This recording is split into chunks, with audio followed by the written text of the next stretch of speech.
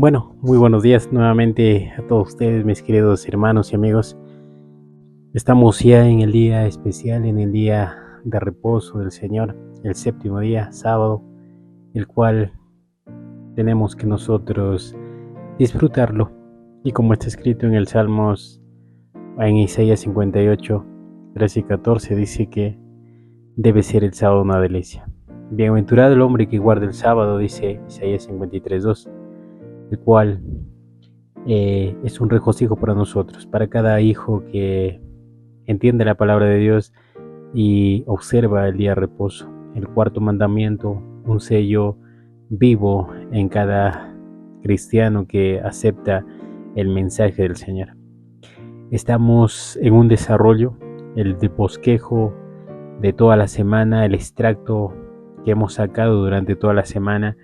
Es para nosotros un privilegio poder compartirlo y que podamos nosotros regocijarnos en este mensaje.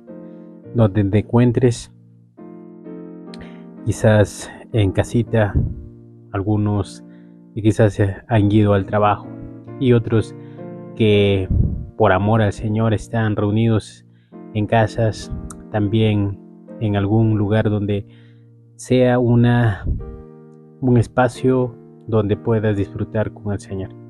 Vamos a iniciar este estudio, pero ante todo quisiéramos comunicarnos con nuestro maravilloso Dios. Donde te encuentres, vamos a orar. Oremos. Bendito Señor, en esta mañana, agradecerte por este santo día de reposo y porque nos permitiste nuevamente llegar a este momento y pasarlo, Señor, con tus hijos, con toda la hermandad, disfrutar y compartir también el mensaje que tienes para nosotros. Gracias, bendito Señor, porque eres bueno y no hay duda que tu palabra siempre saldrá victoriosa. Señor, que tu Santo Espíritu sea nuestro Maestro en esta mañana. Te lo pido en el maravilloso nombre de tu Hijo Jesús. Amén. El estudio que teníamos para esta semana titulaba Dios fue manifestado carne. Cuando hablamos de que Dios fue manifestado carne, recuerden que estamos hablando de la divinidad de carácter del Señor, que trajo dicho que el Señor nos ha regalado esto. Por esa razón, mis queridos hermanos, es un privilegio de que nosotros seamos parte de ese evangelio. Ahora nosotros tenemos en cuenta que el Señor hace un trabajo ahora, y ese trabajo es que el Señor ahora está en el cielo intercediendo por cada uno de nosotros. Entonces vamos a tener en cuenta esa parte y decirle al Señor que nos ayude a entender ese mensaje. Vamos entonces al versículo que hemos tenido en esta semana, el Juan 1:14 dice: y aquel verbo o la palabra o Jesucristo fue hecho carne y habitó entre nosotros, y vimos su gloria, gloria como el unigénito del Padre, lleno de gracia y de verdad. Para el ser humano y para los cristianos es difícil entender que Cristo haya venido completamente como nosotros, a ser igual que nosotros. Y algunos dicen que el poder que Él manifestó aquí en la tierra fue el poder que Él tenía cuando estaba con su Padre, pero ese poder fue desarrollado y obtenido por el Padre, porque Jesucristo nos vino a dar el ejemplo de cómo debería ser un cristiano que empiece a servir al Señor. Entonces, el comentario bíblico del tomo 5, la página 1126, dice así: el apóstol Juan quería desviar nuestra atención de nosotros mismos hacia el autor de nuestra salvación. Él presenta ante nosotros sus dos naturalezas, la divina y la humana. ¿Se dan cuenta? Él presenta, dice, sus dos naturalezas, la divina y la humana. Y eso lo vamos a tener en cuenta porque necesitamos entender que el Señor está con nosotros ahora mismo. La naturaleza divina, el Espíritu Santo, es ahora el que nos ayuda a entender su palabra. Entonces vamos al desarrollo. El desarrollo dice, la primera pregunta: ¿qué misterio se mantuvo en secreto desde el principio del mundo? ¿Qué misterio? Vamos a ver en el capítulo de Colosenses 1, 26 y 27. Colosenses 1, 26 y 27. Dice así la palabra de Dios. El misterio que había estado oculto desde los siglos y generaciones, que ahora han sido revelada a sus santos. A ellos Dios quiso dar a conocer entre los gentiles cuán grande es la gloria, riqueza de este misterio, que es Cristo en vosotros, la esperanza de gloria. Ese misterio es Cristo. ¿Por qué se mantuvo oculto? Dice. Y vamos a ver un poquito lo que dice el testimonio Reflejemos a Jesús, la página 15. El plan de nuestra redención no fue una reflexión ulterior, formulada después de la caída de Adán, fue una revelación del misterio que se había mantenido de oculto tiempo eterno. ¿Por qué se había mantenido oculto? Porque mientras Adán y Eva estaban en armonía con el Señor, no necesitaba ese plan de redención. Pero el momento que Adán y Eva han caído, ahora se manifiesta ese misterio y ahora el Salvador viene a rescatar a la raza caída. Dice, fue una manifestación de los principios desde edades eternas. Había sido el fundamento del trono de Dios. Desde el principio, Dios y Cristo sabían de la apostasía de Satanás y de la caída del hombre seducido por el apóstata. Ahora, el Señor tenía que manifestarse en carne, y por esa razón en el versículo 27 de Colosenses dice, a ellos Dios quiso dar a conocer entre los gentiles cuál grande es la gloriosa riqueza de este misterio, que es Cristo Jesús. Dice, en vosotros la esperanza de gloria. Entonces la pregunta decía, ¿qué misterio se mantuvo en secreto desde el principio del mundo? ¿Qué misterio se mantuvo oculto? Dice la redención de Jesucristo, ¿no? O la salvación de Jesucristo. Se manifestó ahora en carne, como estaba dicho en Juan 1:14, para salvar a la raza caída. Interesante, ¿verdad? Vamos a la siguiente pregunta. La siguiente pregunta dice, ¿qué le dio Dios al mundo cuando envió a su Hijo? ¿Qué le dio Dios al mundo cuando envió a su Hijo? Este es un texto muy conocido que siempre lo hemos repetido, pero es necesario que nosotros lo tengamos muy en cuenta, porque dice en el capítulo de Juan 3:16, de tal manera, vamos a ver, dice, porque de tal manera Dios amó al mundo, que dio a su Hijo unigénito, para que todo aquel que en él crea no perezca, sino tenga vida eterna. El Señor no tiene unos hijos consentidos. Él ama a toda la humanidad, pero solamente serán salvos los que crean y se acerquen al Señor y acepten que Él es su Salvador.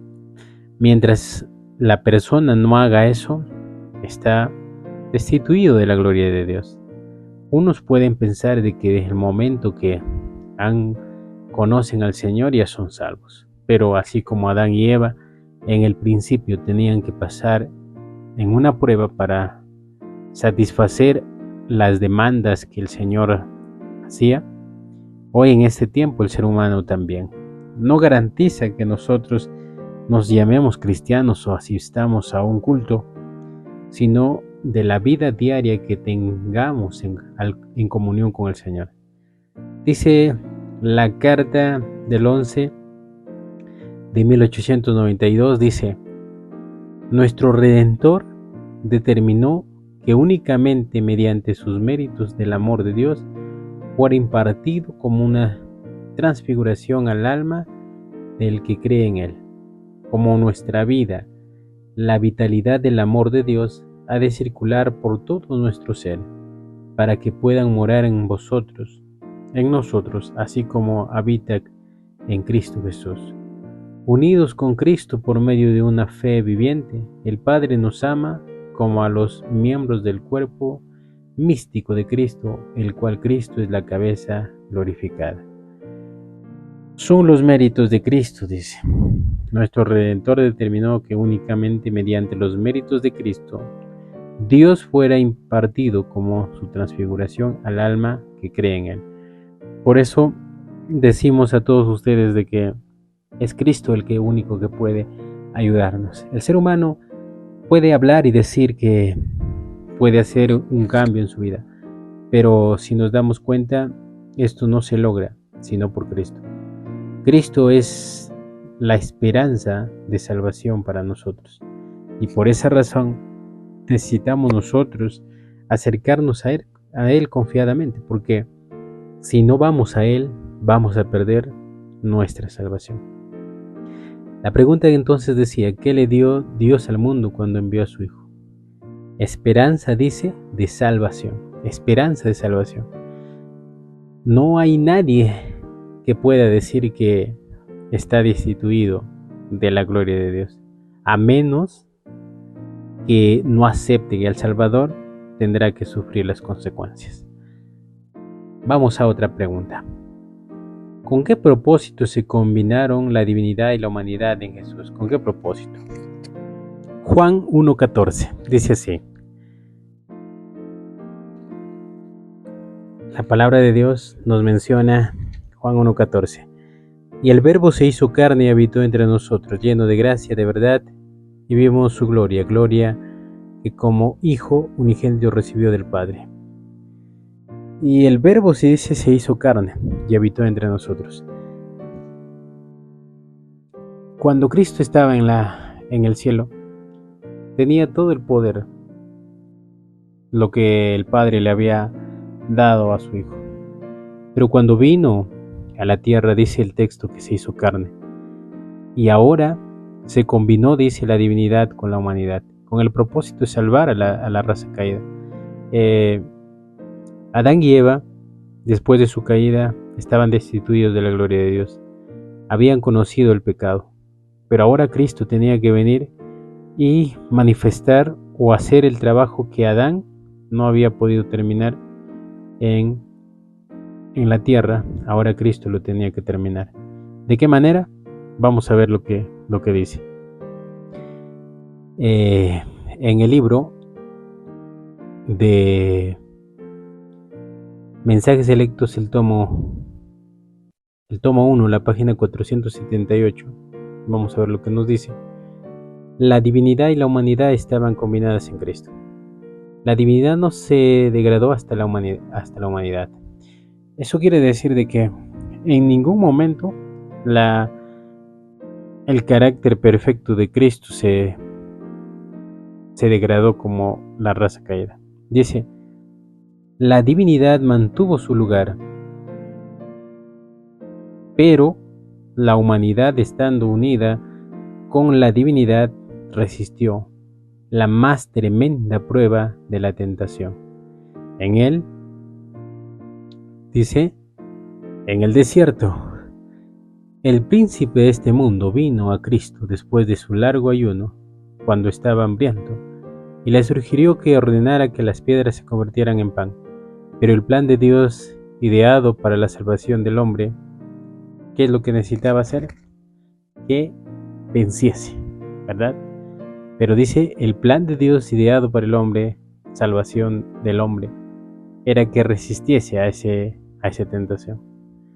Por eso, nosotros damos honra y gloria al Señor, porque Él venció esa tentación. Imagínate, un ser humano en un momento de tentación, la más terrible, como la que sufrió nuestro maestro. Después de 40 días de ayuno que había tenido, ahora dice que vino el diablo para poder tentarlo y de alguna manera casi hace caer al Salvador. Pero el maestro estaba fortalecido por el Espíritu Santo y tenía que vencer a todo pecado que estaba delante de él. Y no pudo vencer Satanás. Cristo es el que venció. Entonces, la pregunta decía, ¿con qué propósito se combinaron la divinidad con la humanidad en Jesús? Con el propósito de demostrar al hombre que podemos vencer a la tentación. Con el propósito de, dice, dar el ejemplo al hombre que nosotros podemos vencer a la tentación como lo hizo Cristo. Porque dice, el Verbo se hizo carne y habitó entre nosotros y hizo el trabajo que nosotros muchas veces no podamos hacer. Interesante, ¿verdad? Eso es lo que debemos nosotros saber y entender. Vamos a otra pregunta. La otra pregunta dice, ¿cómo podemos nosotros, como individuos, beneficiarnos del don de Dios? ¿Cómo nosotros podemos beneficiarnos del don de Dios? En el capítulo de 1 de Juan 4:10. 1 de Juan 4:10 dice así. En esto consiste el amor, no en que nosotros hayamos amado a Dios, sino que Él nos amó a nosotros y envió a su Hijo como expiación para nuestros pecados.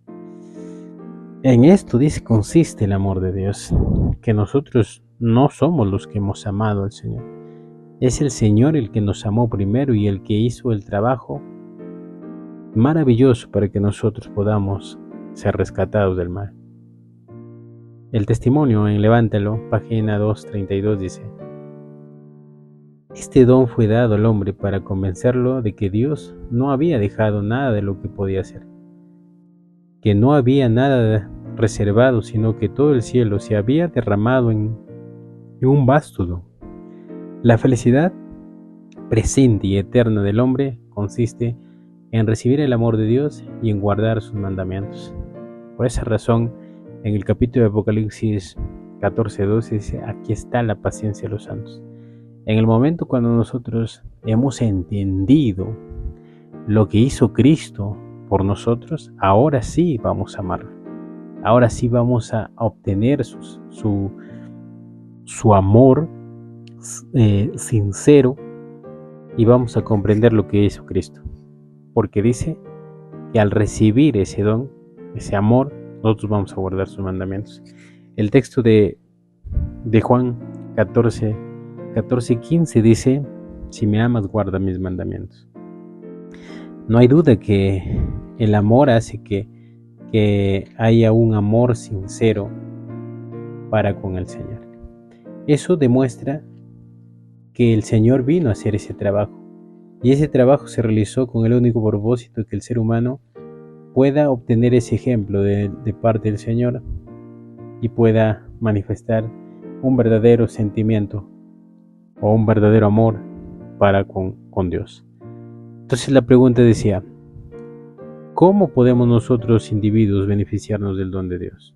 ¿Cómo podemos beneficiarnos? Dice, en obediencia a los mandamientos de Dios, ¿no? Dice, este don fue dado al hombre para convencerlo que Dios no había dejado nada de lo que podía hacer. ¿Cómo podemos nosotros los individuos beneficiarnos de ese don? A través de obediencia a los mandamientos de Dios. Pero esa obediencia no es por obligación, esa obediencia es voluntaria, ¿verdad? Entonces vamos a otra pregunta.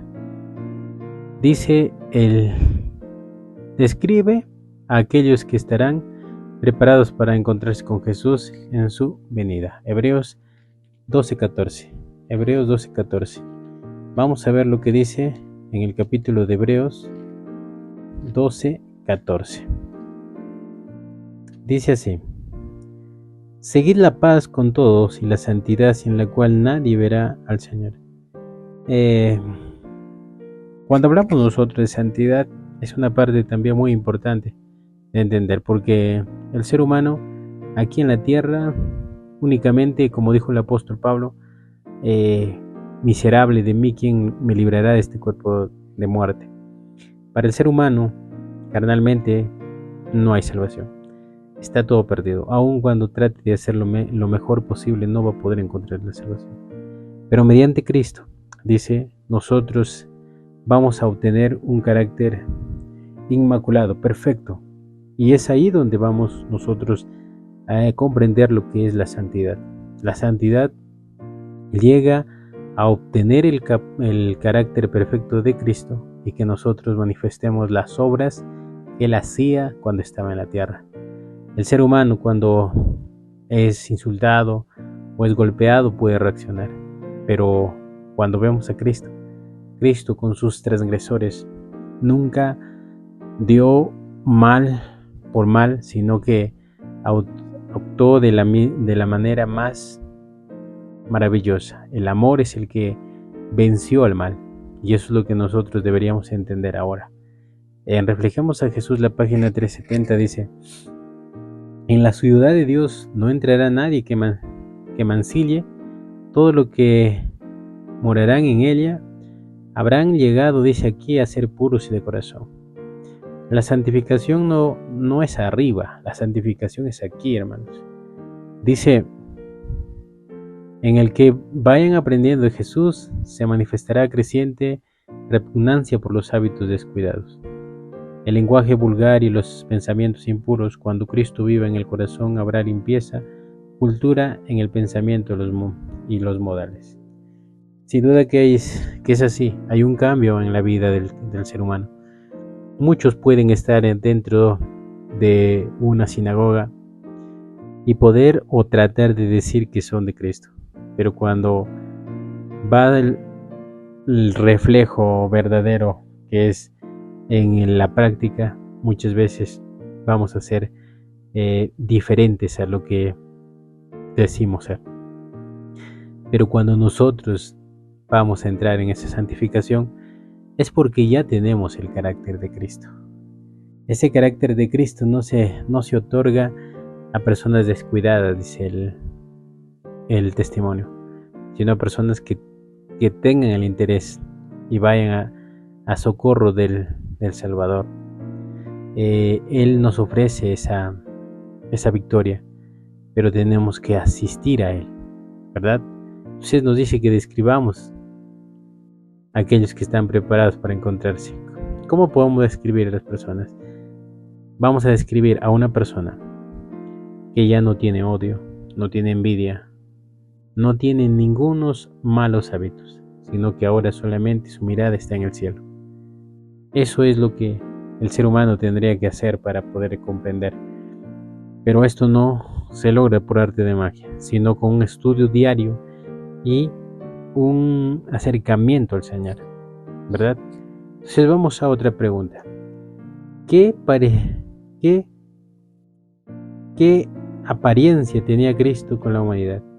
¿Qué apariencia tenía Cristo con la humanidad? Vamos a ver lo que dice en el capítulo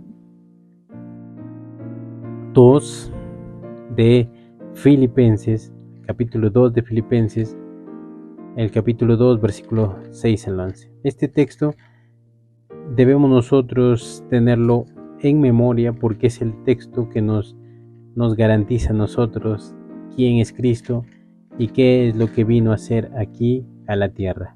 Filipenses capítulo 2, versículo 6 al 11. Dice así: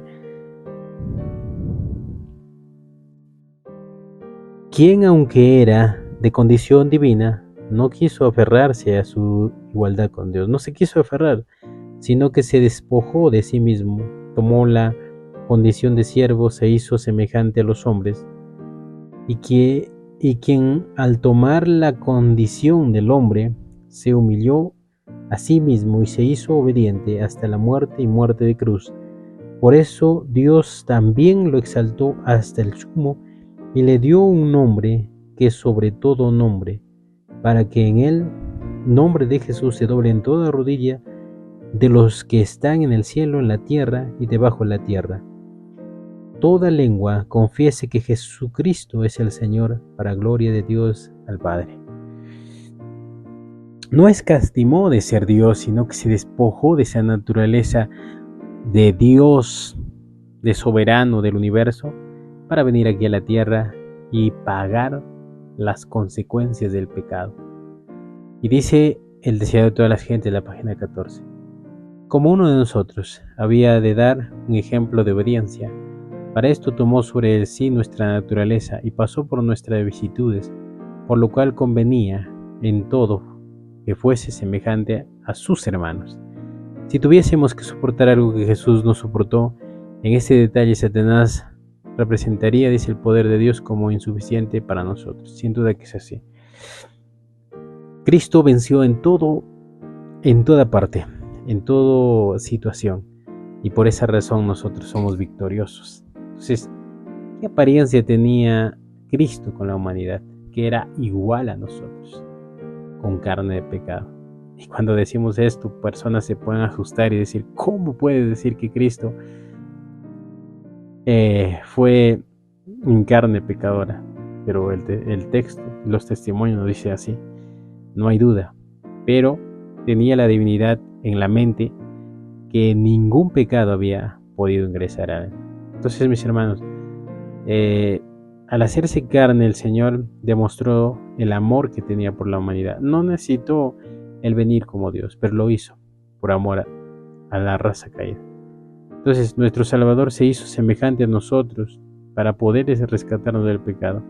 Eso fue el gran amor por la raza caída. Ese amor que nosotros no lo podemos comprender. Si vamos caminando un día podremos comprenderlo, mis queridos hermanos. Entonces, Dios te bendiga, que tengas un bonito sábado y que el Señor esté contigo y pueda suplir todas las cosas que tú necesitas. Bendiciones y feliz Día de la Familia.